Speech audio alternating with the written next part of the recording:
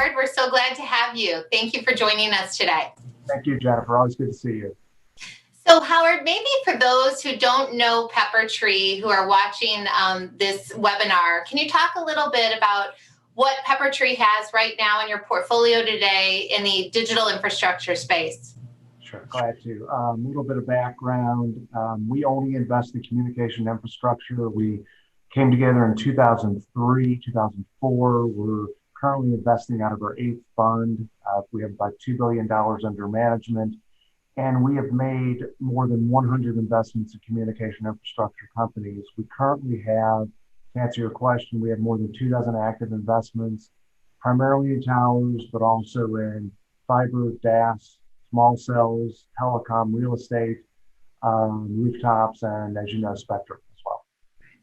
So you've been quite busy, it seems. I've been busy. It's a good space to be in. That's right.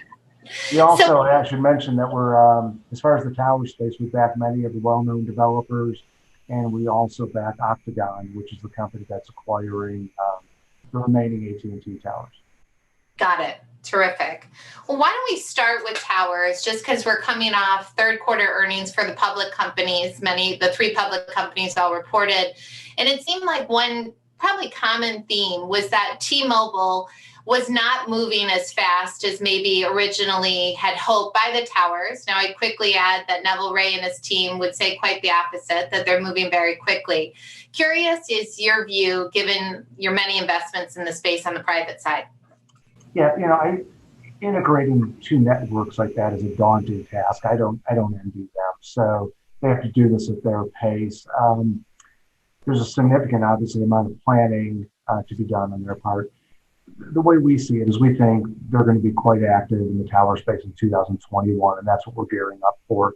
I need to be a bit careful to talk about any of our portfolio companies and their relationship with any particular carrier, but I will say overall that our developers have never been busier, both on the build-to-suit end and on the co-location leasing end. So, okay. I should also know that, because I get this question all the time, that is virtually all 4G related. This is not 5G rollouts. Which brings up a good question also that we were going to get into, the whole 5G discussion. I think you just answered it, but it's often been described as a chicken and an egg. You can't really get the 5G egg per se till that chicken or AKA right. Infrastructure is built. Is that what you're seeing now? That's exactly true.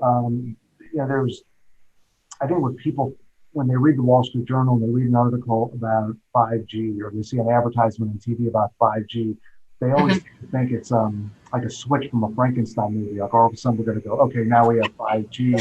That's right. They don't realize that we started deploying 4G in 2010 and we're still actively deploying it. It's going to take right. 10 to 15 years. It's going to take us longer to deploy 5G than it did 4G. So this is a gradual, incremental process. This isn't something that happens overnight.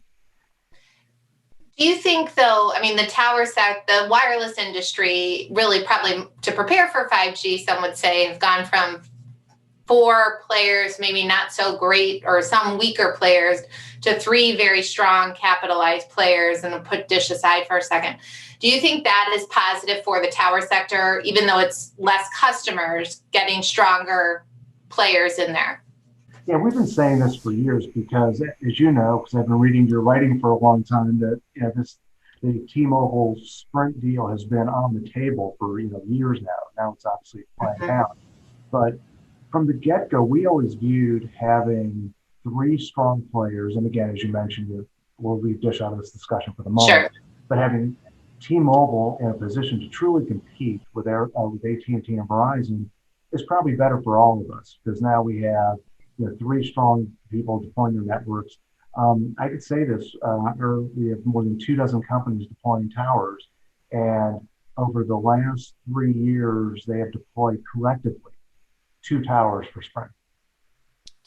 Wow. So, that gives you a sense of why things are and how they are, and how that really taking Sprint off of this playing field. Purely from a tower development perspective, I'm not commenting on people's jobs or anything like that, but people from a tower deployment perspective, it doesn't change our lives. Got it. Okay, that's really helpful.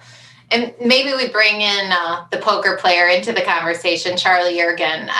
Do you see Dish as being a significant boon or windfall to the towers, or will it take time? I think both. I think you kind of channel the answer there. I think he's never one to be underestimated. Obviously, a very bright guy, and he's sitting on a huge amount of spectrum. At one point, it rivaled the amount of spectrum that T-Mobile had, and they didn't have a wireless offer, which is incredible.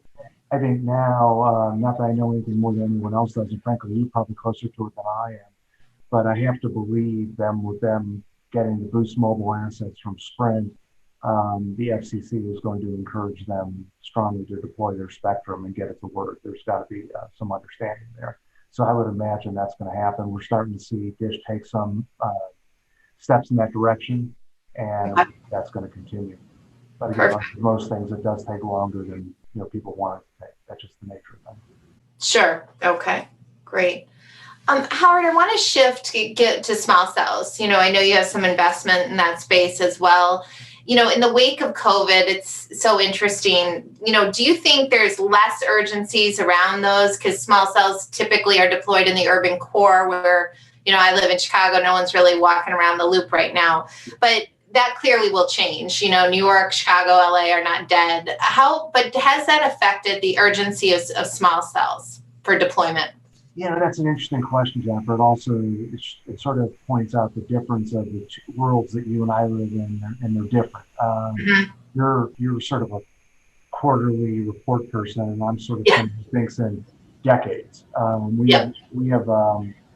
I could just say our investment thesis is the demand for data will overwhelm the wireless networks for the foreseeable future. Okay. When we say foreseeable, we don't mean the cable news cycle. We mean a decade or two. Yeah. So I think, yes, if people are hunkering down at home, that augurs for a macro tower solution.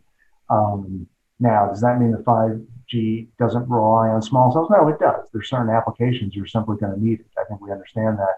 But I do agree with you that, over the timeframes we're talking, that the mood has got to be right now shifted toward the macro deployment. I could totally understand that argument. Got it. Yeah. Okay. But with small cells, it brings in also a discussion on fiber. And fiber, some would say is definitely the hardest part, the thing that collects this all together. Even when you talk about macros, not only the backhaul, but front haul is clearly a buzzword in the industry today. How do you look at fiber? I mean, do you think the hype's too high, or do you agree with that hype? It's so interesting because once again, if you go back to, I don't mean the analyst reports, I don't mean the educated press such as you, but I mean, if you read the newspapers and they start talking about 5G, the question we always get is, well, doesn't that mean small cells are just going to go up everywhere? Mm-hmm. And what people forget and what they don't appreciate if they just read those types of articles is it's relatively trivial to attach a small cell box to an existing pole. Okay? That's a one-man job. What's really, really difficult is to backhaul that site, to get fiber to it. So, if you can deploy a tower, if you're an RF engineer and you could deploy a macro site, it's the big guns. You're going to use it, and you only have to backhaul it once. You might have to deploy 600 small cells, and each one of them has to have fiber. So I live in a small town, and I promise you, no one wants the sidewalks ripped up, and no one, right now, we don't have any overhead lines. No one wants fiber going overhead. So fiber is crucial, and it's not only the thing that, I don't say it's forgotten, but I think people in the general press ignore that, how important the fiber connection is. And that's a very expensive, aspect of it. And again, that goes into, ties all around. So what are people paying now for fiber businesses? We've been in some successful fiber businesses, including fiber businesses that are currently owned by Crown. And, again, depending on what side of the trade we're on, we like the high prices there. But again, we are not eagerly jumping on and investing in the large fiber deals these days. You're not. Okay. Mm-hmm. We're getting into some smaller fiber deals, but we are not competing with the Crown Castles of the world paying what I think are tower type multiples for fiber use. You bring up Crown, and it's, when I was an active analyst, I used to say that Crown had an advantage because it had many tools in the toolbox. If AT&T or Verizon wanted to talk about macro towers, right, and then shift the conversation to small cells, Crown could stay right at the table and have all those discussions. That's Do right. You think, though, that having that holistic approach is important? Because on the other side of what I just said is it's such a decentralized decision making for a lot of these companies. How important is that to have both? Yeah, I need to be a little careful how I respond to this because it's a pretty tight industry. But I will say, I think when folks like you talk about convergence, like in this industry, that's the hot word these days, convergence of small cells and macro sites and data centers and fiber, it's converging. That's a network architecture discussion. That's not an investment discussion. So, and I think those two get lost. So can you make money deploying single cells, single carrier small cells? I suppose you could make some money doing that. Does it help if you already own the fiber? Yeah, that helps because then you're loading your own fiber. Sure. Are you going to get the same economic return as you would developing macro sites? No, that's a different animal. Okay. And just because it's all communication infrastructure and it's all converging doesn't mean you're going to get the same economic returns. So is it a hedge? Yeah, it's a hedge. Is it generate the same returns? No, those dollars will not generate the same returns. And I think that's being, and that's public information right now. Sure.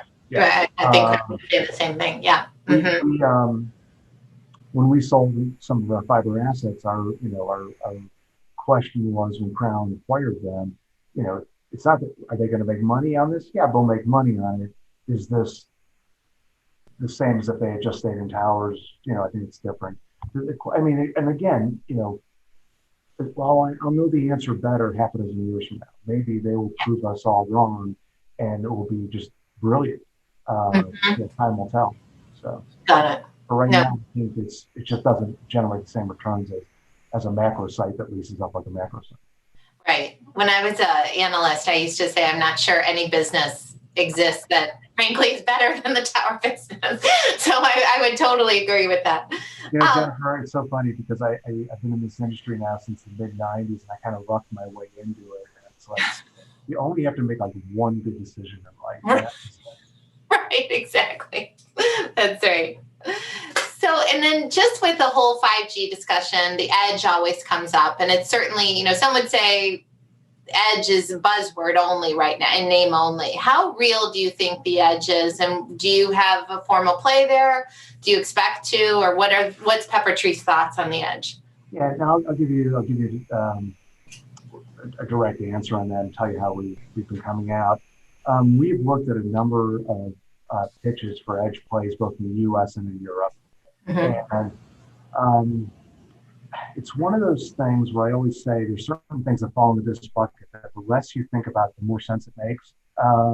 So I think if you hear edge computing, we're going to bring the data center half a mile away as opposed to the data center being in another state. Well, that sounds good. And that lowers latency, helps with capacity issues. That's a good thing. Overall, when you hear that, you get intrigued. But then what if you're not within that half mile of that tower? What if you're a mile away?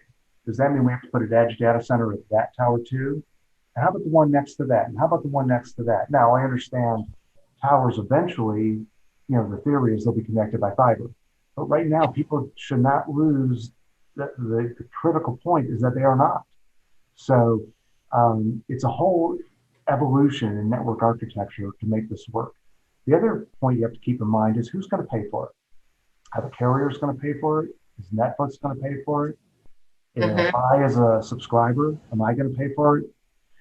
I think the bottom line is this is like a lot of businesses where the idea is really good. We saw this with undersea cables 20 years ago. Eventually these worked, but it was the second or third owners of those businesses that did really well because it took time for the models to come into play, understand how they work. And in this case, the network architecture has to catch up also. So I think right now we're kind of wait and see. I wouldn't foreclose us getting into it, but I think we want to see how that model evolves. Howard, my last question, I've asked other interviews we've done this, maybe we've already gotten to the answer, but if we look at the buckets of fiber, small cell, and towers, which sector, I guess, is your quote unquote favorite child, and which sector do you will see the most benefit from once we get to a heavy duty 5G infrastructure spend? Yeah, I mean, obviously, the quick answer people would give is you need small cells for 5G use cases. You're not going to have autonomous cars without it. So there's going to be some spend there. I just don't want people to hear me say that's going to be the first quarter of 2021. Again, Okay. We don't think in quarters. Once again, as I mentioned earlier, fiber, there's a reason why the prices run up on fiber. It's huge fiber is because they're going to be needed for 5G. These prices seem high today. I think over time, some people are going to make some money, and that's going to, it's definitely need fiber, and people should not lose the importance of backhaul and so forth. But as again, talk about our favorite children. I love all my kids equally, but sometimes in my house, not always. Jennifer, I'm a tower guy. Right. I think we see no slowing in deployment. And once again, if you can deploy a tower, again, you're not going to put a tower in Manhattan. Frankly, you're not going to put it in a small town I live in. It just isn't going to be a zone. But if you can, you will. I mean, it's obviously the most coverage, it's the most capacity, and you only have to backhaul at once. So we're going to continue to see heterogeneous networks throughout 5G deployment. Well, I know many of your tower kids, and they all like their dad. So whatever you're doing, keep doing. So thank you so much, Howard. This was great, and look forward to watching your path from here. Thank you.